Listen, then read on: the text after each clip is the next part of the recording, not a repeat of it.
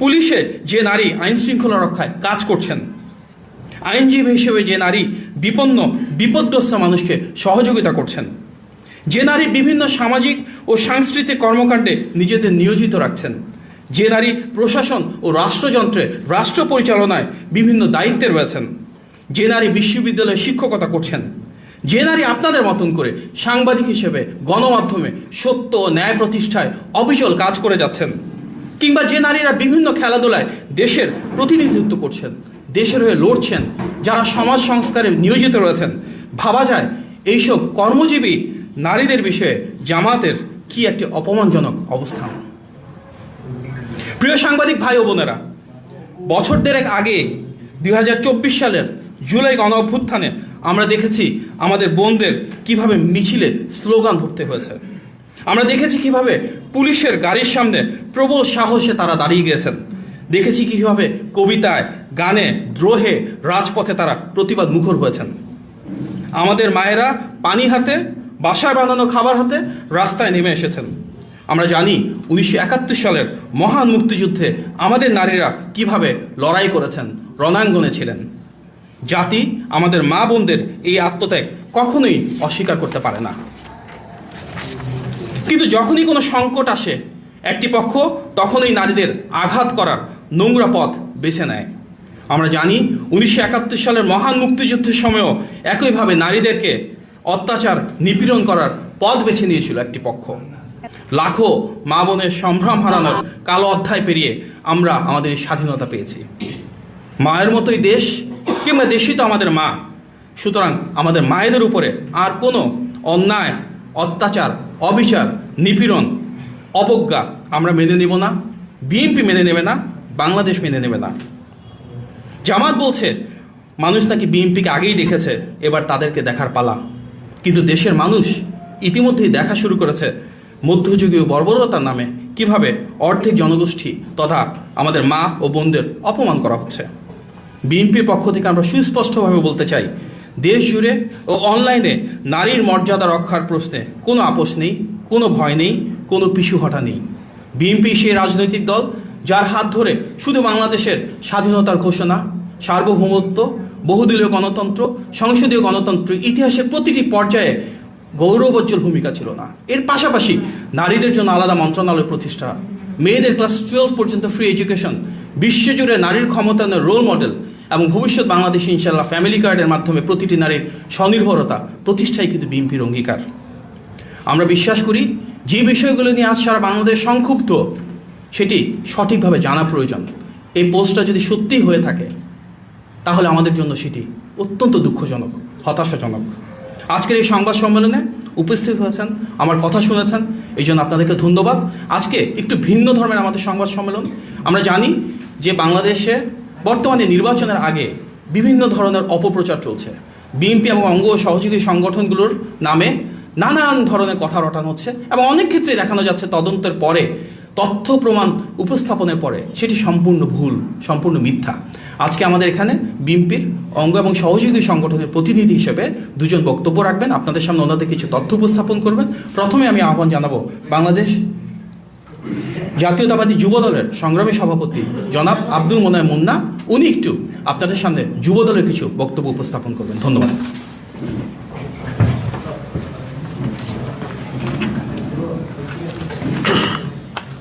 আসসালামু আলাইকুম। উপস্থিত বিভিন্ন ইলেকট্রনিক এবং প্রিন্ট মিডিয়ার সাংবাদিক ভাই এবং বোনেরা, আসসালামু আলাইকুম। সম্মানিত সাংবাদিকবৃন্দ, জাতীয়তাবাদী যুবদল আজ আপনাদের সামনে উপস্থিত হয়েছে একটি অত্যন্ত গুরুত্বপূর্ণ ও উদ্বেগজনক বিষয় জাতির সামনে স্পষ্ট করার জন্য। আমরা গভীর উদ্বেগের সঙ্গে লক্ষ্য করছি নির্বাচনকে সামনে রেখে পরিকল্পিতভাবে জাতীয়তাবাদী যুবদলকে জড়িয়ে বিভ্রান্তিমূলক তথ্য, মিথ্যাচার ও উদ্দেশ্য প্রণোদিত অপপ্রচার চালানো হচ্ছে। সাম্প্রতিক সময়ে এই অপপ্রচার নতুন মাত্রা পেয়েছে এবং সামাজিক যোগাযোগ মাধ্যম ও কিছু অনলাইন পোর্টালকে ব্যবহার করে একটি মহল সুপরিকল্পিতভাবে যুবদলের ভাবমূর্তি ক্ষুণ্ণ করার অপচেষ্টা চালাচ্ছে। বাংলাদেশ জাতীয়তাবাদী দলের ক্রমবর্ধমান জনপ্রিয়তায় ভীত হয়েই একটি মহল পরিকল্পিতভাবে এই মিথ্যা বিভ্রান্তিকর ও উদ্দেশ্য প্রণোদিত অপপ্রচার চালাচ্ছে।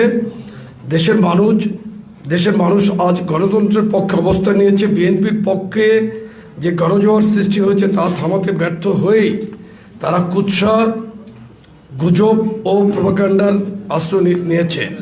আমরা স্পষ্ট করে বলতে চাই, মিথ্যা অপপ্রচার দিয়ে বিএনপির পক্ষে সৃষ্টি হওয়া গণজোয়ার থামানো যাবে না। জনগণের রায় কাগজে কলমে লেখা কোনো স্ক্রিপ্ট নয়, এটি মানুষের হৃদয়ে লেখা। আর সেই রায় আজ স্পষ্টভাবে বিএনপির পক্ষে। নির্বাচনকে সামনে রেখে জাতীয়তাবাদী যুবদলকে জড়িয়ে যে অপপ্রচার চালানো হচ্ছে তা কোনো বিচ্ছিন্ন ঘটনা নয়, এটি একটি সংগঠিত অপচেষ্টা। সামাজিক যোগাযোগ মাধ্যম ও কিছু অনলাইন পোর্টালকে ব্যবহার করে যুবদলের ভাবমূর্তি ক্ষুণ্ণ করার চেষ্টা চলছে, যাতে ভোটের মাঠে বিভ্রান্তি সৃষ্টি করা যায় এবং গণতান্ত্রিক পরিবেশকে বিষাক্ত করা যায়। সম্মানিত সাংবাদিকবৃন্দ, প্রথম ঘটনাটি আপনাদের সামনে তুলে ধরছি। সম্প্রতি পটুয়াখালীর বাউফলে একটি সাধারণ ঘটনাকে কেন্দ্র করে যুবদলকে জড়িয়ে উদ্দেশ্য প্রণোদিত অপপ্রচার চালানো হয়। অভিযোগের সত্যতা যাচাইয়ের জন্য তাৎক্ষণিকভাবে বাউফল হাসপাতালে গিয়ে রোগী মোশাররফ হোসেনের শারীরিক অবস্থা পর্যালোচনা করা হয়। হাসপাতালের RMO সহ উপস্থিত চিকিৎসকরা নিশ্চিত করেন তার শরীরে এমন কোনো আঘাতের চিহ্ন নেই যা তাকে হাসপাতালে ভর্তি করার মতো পরিস্থিতি তৈরি করে। আরও ভয়াবহ বিষয় হলো, রোগীর নিজের বক্তব্য ভিডিওতে ধারণ করা হয়েছে, যেখানে স্পষ্টভাবে উঠে আসে যে জামাতের ইন্ধনে তিনি হাসপাতালে ভর্তি হয়ে ঘোলা পানিতে মাছ শিকার করার চেষ্টা করছেন। যাকে কেন্দ্র করে অভিযোগ তোলা হয়েছে সেই জামাল খান স্পষ্টভাবে জানিয়েছেন মোশাররফ হোসেন ব্যক্তিগতভাবে জামাত ঘনিষ্ঠ। ব্যক্তিগত অর্থ লেনদেনকে কেন্দ্র করে রাজু নামের একজনের সঙ্গে তার হাতাহাতি হয়। এই ঘটনায় জামাল খান বা যুবদলের কোনো নেতা কর্মীর সম্পৃক্ততা নেই। তবুও এই ঘটনাকে রাজনৈতিক রং দিয়ে বিএনপি ও যুবদলের বিরুদ্ধে কুৎসিত প্রোপাগান্ডা চালানো হয়েছে। এটি একটি ডকুমেন্টেড মিথ্যাচারের প্রমাণ। এখানে উল্লেখ্য এই মোশাররফ হোসেন শহীদ একজন সাংবাদিকের পিতা, কিন্তু এই মোশাররফ হোসেনের বিরুদ্ধে জেলা প্রশাসকের কাছে ওই শহীদ সাংবাদিক মেহেদীর স্ত্রীও অভিযোগ করেছিল। সরকার থেকে প্রাপ্য 12 লক্ষ টাকা মোশাররফ হোসেন একা আত্মসাৎ করতে চেয়েছিল, তার পুত্রবধূকে এই টাকা থেকে বঞ্চিত করতে চেয়েছিল। শহীদ সাংবাদিকের স্ত্রী জেলা প্রশাসক বরাবর দরখাস্ত করলে মোশাররফকে 2 লক্ষ টাকা এবং শহীদের স্ত্রীকে 10 লক্ষ টাকা জেলা প্রশাসন বন্টন করে দেন। স্থানীয় জেলা সাংবাদিক মর্মে আমরা যেটা জেনেছি, সাংবাদিকরা আমাদেরকে জানিয়েছেন যে মোশাররফ একজন প্রতারক এবং মাদক সেবী। সম্মানিত সাংবাদিকবৃন্দ, দ্বিতীয় ঘটনাটি আরও গুরুতর ও ন্যাক্কারজনক। 29 জানুয়ারি কুষ্টিয়া সদর উপজেলার আইলচারা ইউনিয়নের বাক্স ব্রিজ এলাকায় একটি সম্পূর্ণ স্বাভাবিক ঘটনাকে কেন্দ্র করে জামায়াতে ইসলামী কুষ্টিয়া 3 আসনের প্রার্থী মুফতি আমির হামজা প্রকাশ্যে মিথ্যাচার করেছেন। সামাজিক যোগাযোগ মাধ্যমে ছড়িয়ে পড়া ভিডিওতে স্পষ্ট দেখা ও শোনা যাচ্ছে স্থানীয় যুবদল নেতা নাসির মোটরসাইকেল থেকে নামেননি, কোনো আক্রমণ হয়নি, কোনো বিশৃঙ্খলা হয়নি।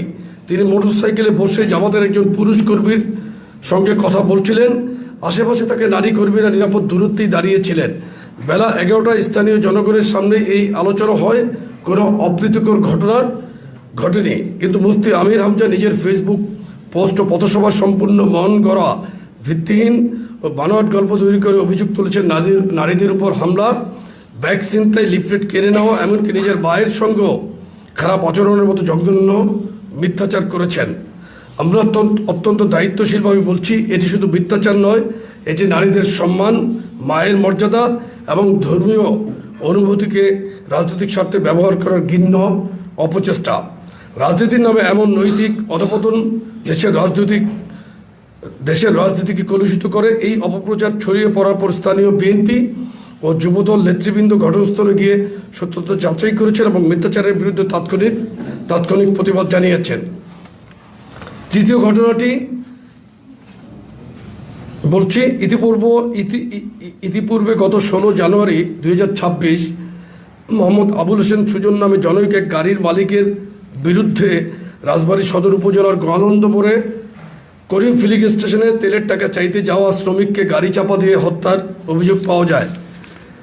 হত্যায় অভিযুক্ত ব্যক্তিকে যুবদল নেতা পরিচয়ে বিভিন্ন সংবাদ মাধ্যমে প্রচার করা হয়েছিল। প্রকৃতপক্ষে মোহাম্মদ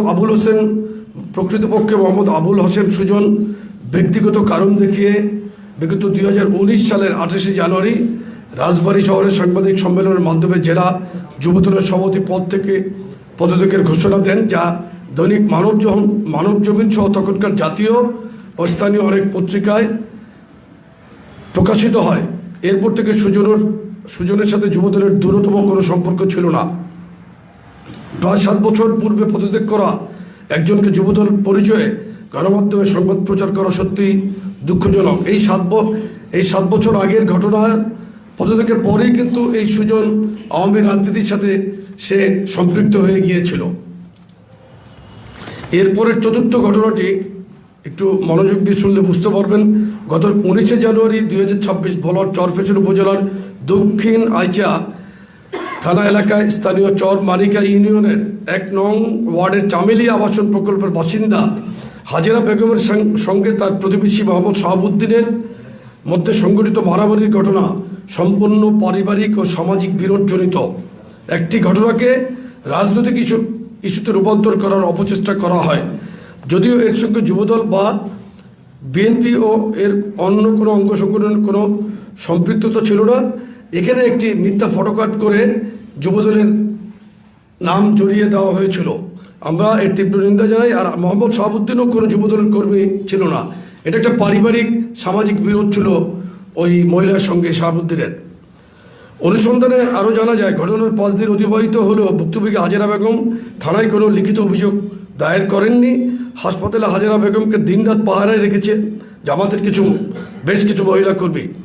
এতেই প্রমাণিত হয় জামাতে ইসলাম উদ্দেশ্য প্রণোদিতভাবে এই ঘটনাকে রাজনৈতিকভাবে উপস্থাপন করে স্থানীয় যুবদলের বিরুদ্ধে মিথ্যা ও বিভ্রান্তিকর অপপ্রচার চালিয়েছে। পঞ্চম ঘটনাটি 31 জানুয়ারি 2026 নারায়ণগঞ্জ রূপগঞ্জ উপজেলায় রাজনৈতিক কর্মসূচিতে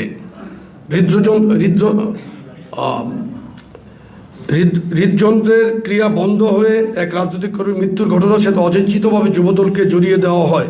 অথচ ঘটনার পক্ষ এবং বিপক্ষ কেউ যুবদলের সাথে সংশ্লিষ্ট না। সম্মানিত সাংবাদিকবৃন্দ, আমরা প্রশ্ন রাখতে চাই আপনাদের মাধ্যমে, নির্বাচন যত ঘনিয়ে আসছে কেন যুবদলকে টার্গেট করে এই অপপ্রচার? কেন সাজানো নাটক, মিথ্যা ভিডিও ব্যাখ্যা আর আবেগকে পুঁজি করে রাজনৈতিক ফায়দা লোটার চেষ্টা? আমরা স্পষ্ট করে জানিয়ে দিতে চাই, জাতীয়তাবাদী যুবদল এসব মিথ্যাচার ও অপপ্রচারের কাছে মাথা নত করবে না। মিথ্যা দিয়ে, ষড়যন্ত্র দিয়ে, প্রোপাগান্ডা দিয়ে জাতীয়তাবাদী যুবদলকে দমিয়ে রাখা যাবে না। আমরা গণতান্ত্রিক রাজনীতিতে বিশ্বাস করি, সহনশীলতায় বিশ্বাস করি, কিন্তু পরিকল্পিত অপপ্রচার ও ষড়যন্ত্রের বিরুদ্ধে রাজপথে, গণমাধ্যমে ও আইনি লড়াইয়ে আমরা কঠোর অবস্থান নেব। পরিশেষে আমরা গণমাধ্যম কর্মী সহ দেশবাসীর প্রতি আহ্বান জানাই, সত্য যাচাই করুন, অপপ্রচারে বিভ্রান্ত হবেন না এবং গণতন্ত্র ও শান্তিপূর্ণ নির্বাচনী পরিবেশ রক্ষায় সচেতন ভূমিকা পালন করুন। ধন্যবাদ সকলকে।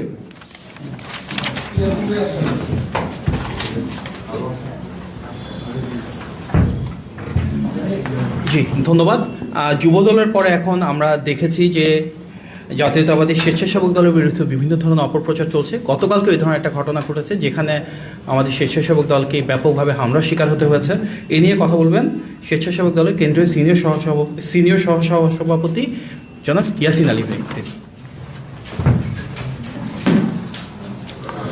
বিসমিল্লাহির রহমানির রহিম। আসসালামু আলাইকুম প্রিয় সাংবাদিক ভাই ও বোনেরা। আগামী 12 ফেব্রুয়ারি 2025 আসন্ন জাতীয় সংসদ নির্বাচনকে কেন্দ্র করে দেশব্যাপী ধর্ম ব্যবসায়ী 71-এর পরাজিত শত্রু জামাত শিবির চক্র দেশব্যাপী সাধারণ জনগণ, বিএনপির সমর্থক বা বিএনপি করেন এমন ব্যক্তিদেরকে তাদের সমর্থন না করলে প্রকাশ্যে বা গুপ্তভাবে রামদা, ছেনি, লাঠি, দেশীয় অস্ত্রশস্ত্র সজ্জিত হয়ে হামলা চালিয়ে যাচ্ছে। হামলা থেকে মা বাবা, ভাই বোন, এমনকি ছোট শিশুও রেহাই পাচ্ছে না। গতকালের একটি মধ্যযুগীয় কায়দা একটি পরিবারকে নির্যাতনের ঘটনা আপনাদের কাছে তুলে ধরছি।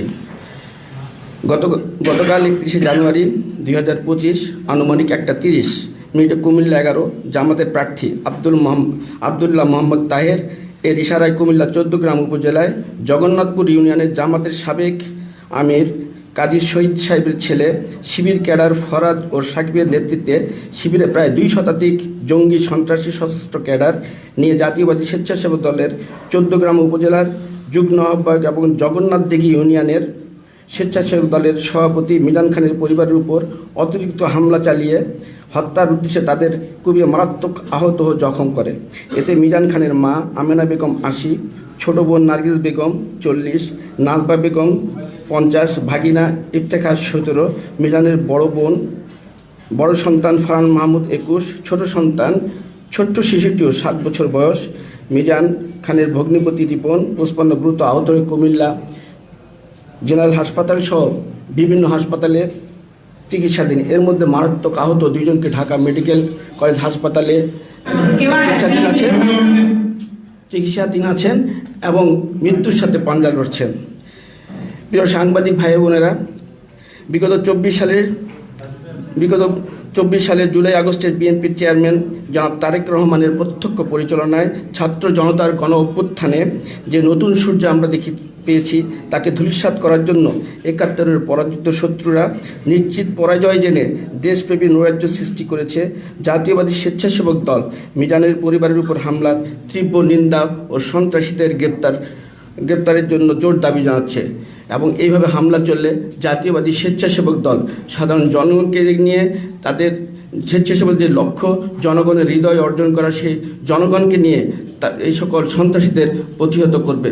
ধন্যবাদ সকলকে। আসসালামু আলাইকুম।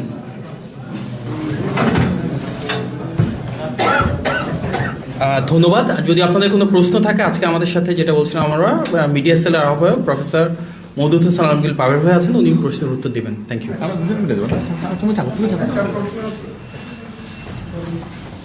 জি, জামাতের বিভিন্ন নেতৃবৃন্দ বিভিন্ন সময় বলে থাকেন যে অমুককে দেখেছি তমুককে দেখেছি, এবার একটু জামাতকে আমাদের এই জায়গায় অবস্থাটা খুব পরিষ্কার। দেশের জনগণ দেখেছে এ দেশের স্বাধীনতার ঘোষণা কোন দলের প্রতিষ্ঠাতা করেছেন। এ দেশের জনগণ দেখেছে দেশে হারিয়ে যাওয়া গণতন্ত্রকে বহুদলীয় গণতন্ত্রে ফেরত এনেছেন কারা। এদেশের জনগণ এটাও দেখেছেন যে এদেশের সংসদীয় গণতান্ত্রিক ব্যবস্থা প্রতিষ্ঠা করেছেন কোন দল। এদেশের জনগণ এটাও দেখেছেন যে স্বাধীন এবং সুষ্ঠুভাবে নির্বাচন পরিচালনা করবার ক্ষেত্রে তত্ত্বাবধায়ক সরকার ব্যবস্থা দিয়েছেন কোন দল। দেশের মানুষ এটাও দেখেছেন, বিগত কিছুদিন থেকে দেখছেন তারা, যে দেশের উন্নয়নের জন্য ধ্বংসপ্রাপ্ত এই দেশকে পুনর্নির্মাণ করবার জন্য যে 31 দফার রূপকল্প যেটা দিয়েছিলেন জনাব তারেক রহমান, সেটাকে তিনি 8টি বিশেষ পরিকল্পনা, যেটাকে দেশ গড়ার পরিকল্পনার মধ্যে এনে তিনি দেখাবার চেষ্টা করেছেন। সুতরাং দেশের মানুষের দেখার সুযোগ আছে। অন্যদিকে তারা এটাও দেখেছেন যে 71-এ যারা স্বাধীনতার পক্ষে ছিল না তাদেরকেও দেখেছেন, আবার এটাও দেখেছেন যে তাদেরকে রাজনীতি করবার সুযোগ যারা করে দিয়েছেন তারা কারা। আবার 86 সালে তারা কাদের সঙ্গে গিয়ে জাতীয় বেঈমানের খেতাবের অংশীদার হয়েছিলেন। সুতরাং দেশের মানুষের দেখার সুযোগ তো ছিলই এবং এখনও আছে। একটা বিষয় যে বর্তমান যে অবস্থা জামাত ইসলামের যে আস্ফালন আমরা দেখছি, যদি একটু বলেন যে বিএনপির সাথে দীর্ঘদিন ধরে তারা রাজনীতি করছে, তাদের যে স্পেস তৈরি করে দেওয়া আজকের এই অবস্থানে যাওয়ার, সেই জায়গাটার জন্য আওয়ামী লীগ যেমন একটা দায়ী রয়েছে, বিএনপিও কি সেই দায়ী কিনা?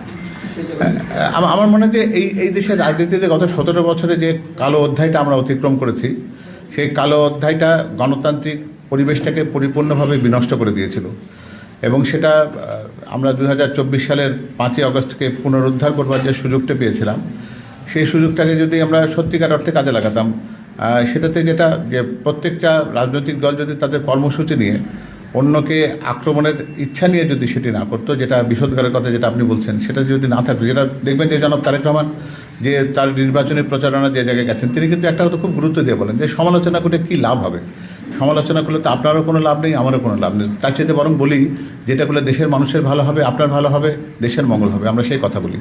তো সুতরাং স্পেস আমরা ঠিক ওই অর্থে করতে চাই না। গণতান্ত্রিক পরিবেশে প্রত্যেকেরই কথা বলার সুযোগ থাকতে পারে, কিন্তু সেই কথা বলার সুযোগটাকে আমরা কীভাবে কাজে লাগাতে চাই সেটি হলো সবচেয়ে গুরুত্বপূর্ণ ব্যাপার। এখানে আরেকটা ব্যাপারের মধ্যে বলে দেওয়া দরকার।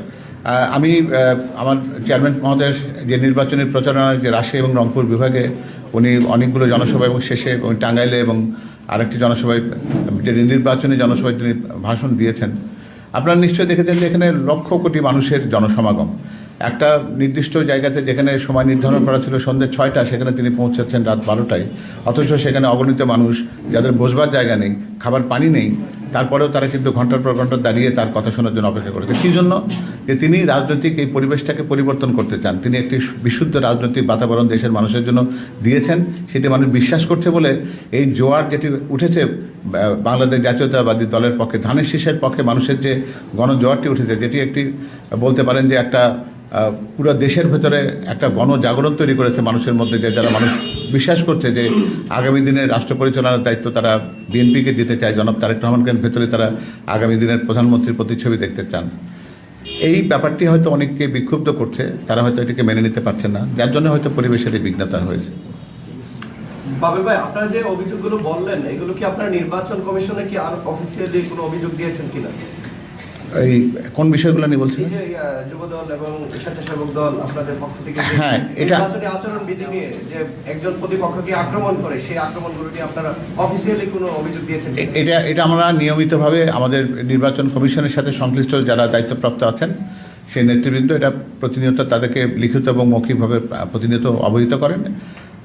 তবে আমরা এটা চাই যে বিষয়টি হচ্ছে গুরুত্বপূর্ণ, সেটা হচ্ছে রাজনীতির ক্ষেত্রে যদি আমরা একটু আগামী কয়েকটা দিন মাত্র 12ই ফেব্রুয়ারির সামনে এটাকে যদি আমরা জনগণের জন্য যদি নিরাপদ রাখতে পারি, যাতে জনগণ সুষ্ঠুভাবে ভোটাধিকার প্রয়োগ করতে পারে এবং তাদের বিবেচনায় তারা সঠিক প্রার্থীকে বেছে নিতে পারেন, সেই সুযোগটা করে দিলে আমাদের যে জুলাই অভ্যুত্থানের মধ্যে দিয়ে যে গণ আকাঙ্ক্ষা তৈরি হয়েছিল সেটির প্রতি সম্মান দেখানো হয়। যেটা জনাব তারেক রহমান আপনি বলেছেন, আপনি দেখেছেন যে শহীদ আবু সাইদের কবর জিয়ারতের পর তিনি যখন রংপুরের সেই সবাই জন্য কথা বলেন, তখন বলেছেন যে তাদের রক্তের ঋণ শোধ করবার দায় আমাদের রয়েছে। সেই দায় থেকে তিনি যে কথাটি অনেকে জিজ্ঞেস করছেন যে গণভোটে বিএনপির অবস্থান কী হবে, সেখানে কিন্তু উনি বলেছেন যে হার পক্ষে আমরা। তো সব কিছু মিলে আমরা চাই যে একটা সুষ্ঠু রাজনৈতিক গণতান্ত্রিক ধারা তৈরি হোক, কারণ 12ই ফেব্রুয়ারি নির্বাচন বিঘ্নিত হলে দেশ ক্ষতিগ্রস্ত হবে, এটা তিনি বিশ্বাস করেন এবং আমরা জনগণকেও এই বিশ্বাসটা দিতে চাই যে আমরা একটা সত্যিকারের বাংলাদেশ আগামী দিনে দেখতে পাবো। এর আগে আপনারা অভিযোগ করেছিলেন নির্বাচন কমিশনের কাছে যে একটি দল বিকাশ নাম্বার সংগ্রহ করছে এবং এই নির্বাচনকে ঘিরে 8 থেকে 13 তারিখ পর্যন্ত মোবাইল ব্যাংকিং সিস্টেমে টাকা লেনদেনের যে সীমাবদ্ধতা, মানে একটা নিউজ করেছে বাংলাদেশ ব্যাংকের দায়িত্ব কুশল সূত্রে বরাদ দিয়ে। তো এই নির্বাচনকে কেন্দ্র করে 6 দিন যদি ব্যাংকিং ইন্টারনেট চ্যানেল এবং মোবাইল ব্যাংকিং সেবা যদি সীমিত থাকে, তাহলে বাংলাদেশের যারা অনলাইনে বিজনেস করে এবং টাকা লেনদেন করে, এমনকি ছাত্ররা যারা বাসা থেকে টাকা নিয়ে পড়ালেখা করে বাইরে, আমরা এই ব্যাপারে প্রতিকার চেয়েছি যে এটি অনৈতিক কাজ। একজনের বিকাশ নাম্বার চাওয়া, একজনের এনআইডি চাওয়া বা এনআইডি ছবি চাওয়া, এটি একটা মানুষের তার ব্যক্তিগত তথ্য, এটা সংরক্ষণযোগ্য তথ্য, এটা প্রকাশ্য করবার কথা নয়। আমার মনে হয় যে এই ব্যাপারে আমাদের ঠিক এই মুহূর্তে মন্তব্য করবার মতো কোনো পরিস্থিতি নেই, কারণ ইলেকশন কমিশন কোন বিবেচনাতে বাংলাদেশ ব্যাংকে এই ডিরেক্টিভটা দিয়েছেন সেটা হয়তো তারা এটার ব্যাখ্যাটা দিতে পারবেন। তবে আমরা মনে করি যে সব কিছু ঠিক রাখা দরকার।